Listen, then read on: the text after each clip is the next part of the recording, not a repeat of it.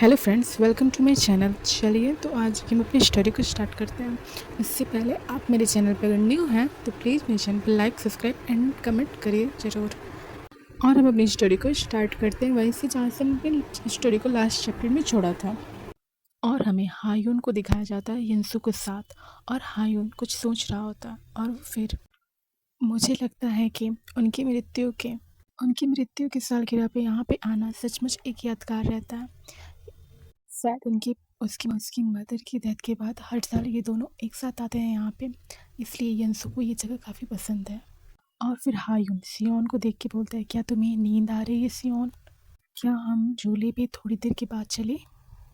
और सियोन बोलता है ओके। उसके बाद और फिर हायून बोलता है ओके चलो थोड़ी देर वहाँ बैठ के वेट करते हैं। और हायून अपने मन में सोचता है कि हाँ, मुझे काफ़ी ज़्यादा हैप्पीनेस है कि सियोन को ये जगह काफ़ी ज़्यादा पसंद है। वो इस प्लेस पे काफ़ी ज़्यादा खुश रहता है। और हमें वहाँ का मौसम दिखाया जाता है जो कि शाम हो चुकी रहती है। और हायून सियोन को हक करके बैठा रहता है। और हायून बैठे बैठे सोच रहा होता है कि मैं हमेशा अंदर से ये महसूस करता हूँ कि सियोन को कोई भी मुझसे दूर ना करे। और हायून सियोन की ओर देखता है जो कि सो चुका रहता है। और हम किसी तीसरे पर्सन के हैंड को देखते हैं और वो पर्सन बोलता है नाइस व्यू। और ये कोई और नहीं, वही रेस्टोरेंट वाला पर्सन रहता है। और फिर वो पर्सन पूछता है, यहाँ का व्यू काफ़ी ज़्यादा ब्यूटीफुल है, क्या आपको नहीं लगता नोआ? और हुआन उस पर्सन को देख के थोड़ा स्ट्रेस के साथ साथ कंफ्यूज भी रहता है। और वो पर्सन हायून की ओर देख के बोलता है अरे। और फिर वो पर्सन बोलता है, क्या तुम अब हायून के नाम से जाने जाते हो? और हायून थोड़ी सी कंफ्यूजन के साथ बोलता है कि तुम यहाँ पे क्या कर रहे हो? और फिर वो पर्सन बोलता है, क्या तुम ये नहीं जानते कि मैं यहाँ पे क्या कर रहा हूँ? और फिर वो बोलता है, तुमने प्रॉमिस किया था अगर हम साथ में कोरिया आएंगे तो तुम मुझे इस प्लेस पे लेके आओगे। और वो पर्सन हायून के साथ बैठ जाता है और फिर बोलता है, भले ही हम दोनों एक साथ नहीं आए हैं, पर चलो ये भी ठीक है, अभी तो हम दोनों एक साथ हैं ना। और फिर वो पर्सन बोलता है, ये बिल्कुल वैसा ही है जैसे तुमने बताया था, यहाँ से सनसेट बहुत ज़्यादा खूबसूरत दिखता है। और फिर हमें उन तीनों को दिखाया जाता है जो कि बैठ के सनसेट देख रहे होते हैं, और ये साथ में बहुत क्यूट लगते हैं। और फिर वो पर्सन बोलता है, वास्तव में ये प्लेस इतनी ज़्यादा ब्यूटीफुल है कि मैं वापस फिर यहाँ पे आना चाहूँगा। और वो पर्सन हायून से पूछता है, क्या हम नेक्स्ट टाइम एक साथ यहाँ आ सकते हैं? और हायून थोड़ा सा हिचकते हुए उसे ओके बोलता है। और हायून उस पर्सन से पूछता है कि आप कितने समय से कोरिया में हैं? और वो पर्सन बोलता है, एक सप्ताह से। और हायून सोचता है, क्या ये इत्तेफाक है कि यून कोरिया में है? इस सेकंड पर्सन का नाम यून होता है और हम इसे यून ही कहेंगे यार। और फिर यून बोलता है कि मेरी कोरियाई लैंग्वेज कुछ खास अच्छी नहीं है, इस वजह से वो यहाँ के ट्रेडिशन को नहीं समझ पा रहा है। और फिर हायून सोचता है कि उसको मेरे पीछे आने का क्या रीज़न हो सकता है, क्या वो कुछ छुपा रहा है मुझसे। और यून हायून के करीब आके बोलता है नोवा। एक्चुअली जो यून होता है ना, उससे हायून को नोवा ही बोलता है, तो आप कंफ्यूजन मत पड़िए। इसके बाद यून बोलता है, चलो इसी बहाने तुमने मेरी ओर ध्यान तो दिया। और फिर यून बोलता है, क्या रे तुम्हारे दिमाग में क्या चल रहा है? जब मैंने तुम्हारे नाम को लिया तो तुमने मेरी ओर ध्यान ही नहीं दिया।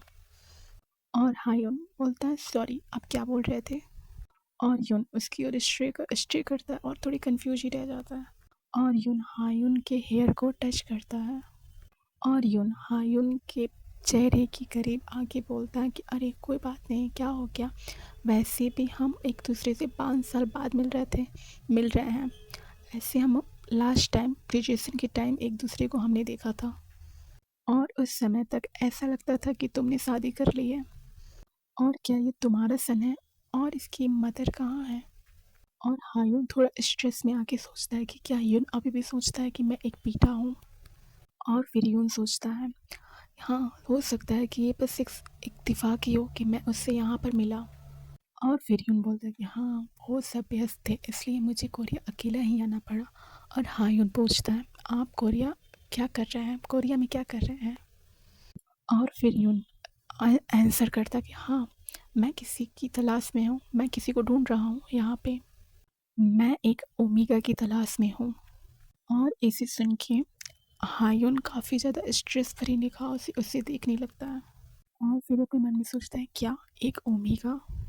और फिर यून बोलता है, हाँ एक ओमेगा, जो मेरे चक्कर में मेरे घर में आ गया था। यहाँ तक उस बास्टेट ने अपने फेरोमोन्स को रिलीज़ किया और उस रात हमारे बीच में बहुत कुछ हुआ। और जब तक मेरी आंखें खुली वो बहुत पहले ही चला गया था। और इंटरेस्टिंग बात ये है कि जाने से पहले उसने उस पूरे रूम को और बेड को भी क्लीन कर दिया था।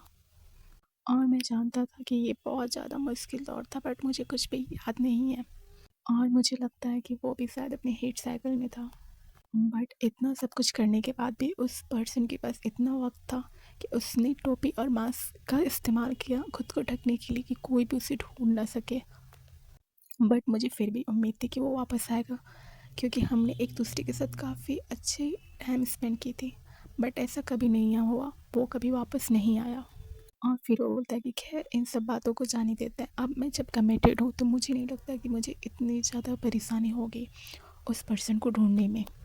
और इससे भी ज़्यादा इम्पॉर्टेंट बात ये है कि मैं हर एक रिस्पॉन्सिबिलिटी से फ्री हूँ। वो पर्सन मुझे कोई भी अपनी रिस्पॉन्सिबिलिटी नहीं देना चाहता और वो मुझसे कोई भी किसी भी तरीके का रिश्ता नहीं रखना चाहता। और फिर हायून बोलता है, ओके तो फिर उस पर्सन को ढूंढने की ज़रूरत ही क्यों है? और हम हायून को देख सकते हैं जो कि काफ़ी ज़्यादा स्ट्रेस में रहता है। और ये बात सुन के वो पर्सन कोई भी रिप्लाई नहीं करता। और फिर यून फिर बोलता है कि बट मुझे अचानक कुछ याद आया, क्या हो अगर मैंने उसको प्रेग्नेंट कर दिया हो उस रात तो? और तो फिर ये सही होगा कि मैं उस बच्चे को ले लूँ, क्योंकि वो मेरा है। और हायून बोलता है कि मुझे नहीं पता था कि तुम फादर बनने के लिए इतने ज़्यादा एक्साइटेड हो। और फिर यून बोलता है, ओके खैर जो भी हो, उसने जो भी प्रॉब्लम्स क्रिएट किए हैं और इसके बाद मैं ये सोचे बिना नहीं रह सकता कि वो इतने दिनों से क्या कर रहा है और वो कहाँ पे है।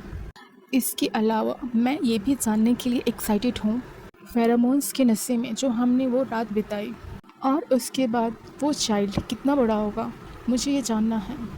यू थिंक कि वो बच्चा आपके बेटे के बराबर ही होगा? और हायून बोलता है, अरे हाँ आप सही बोल रहे हो। और हायून डर के मारे कांप रहा होता है और उससे अपनी निगाहें नहीं मिला रहा होता है। और फिर यून बोलता है कि मुझे लगता है कि मेरी सारी बातें आप जैसे बीटा को समझ में नहीं आ रही होंगी। और वो ये बोल के स्माइल करता है।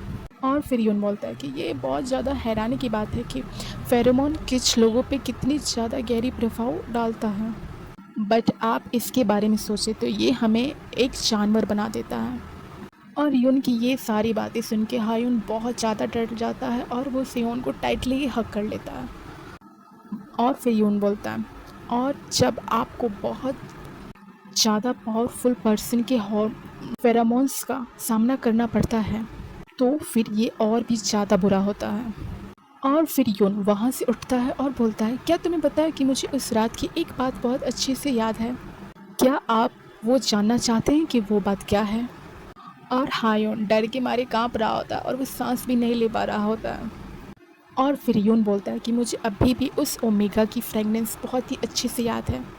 और वो हायून की ओर स्ट्रे कर रहा होता है और हायून उससे अपनी नज़रें तक नहीं मिला पाता बेचारा। और वो बार बार सोच रहा होता है कि मुझसे सांस भी नहीं लिया जा रहा, उससे घुटन हो रही होती है वहाँ पे, और सब कुछ धुंधला हो रहा होता है उसके लिए। और फिर हायून सोचता है कि उसकी फेरोमोन्स मेरी उम्मीद से कुछ ज़्यादा अलग नहीं था उस दिन, और ये बहुत ज़्यादा अधिक स्ट्रॉन्ग है। और यून अपने फेरोमोन्स का इस्तेमाल कर रहा होता है हायून को वीक करने के लिए, इसलिए हायून को सांस लेने में प्रॉब्लम हो रही थी और उसके सामने सब कुछ धुंधला पड़ रहा था। और फिर यून बोलता है कि फेरोमोन्स का उपयोग सिर्फ अपने पार्टनर को सेड्यूस करने के लिए नहीं होता, ये बेटाओं की सबसे बड़ी गलतफहमी है। और फिर यून के ईयर को टच करके बोलता है कि तुम पागलों की तरफ पसीना बहा रहे हो नोआ। ओके आज का हमारा चैप्टर ये एंड होता है। अगर आपको ये पसंद आया तो प्लीज़ यार मेरे चैनल को लाइक सब्सक्राइब और कमेंट ज़रूर करो।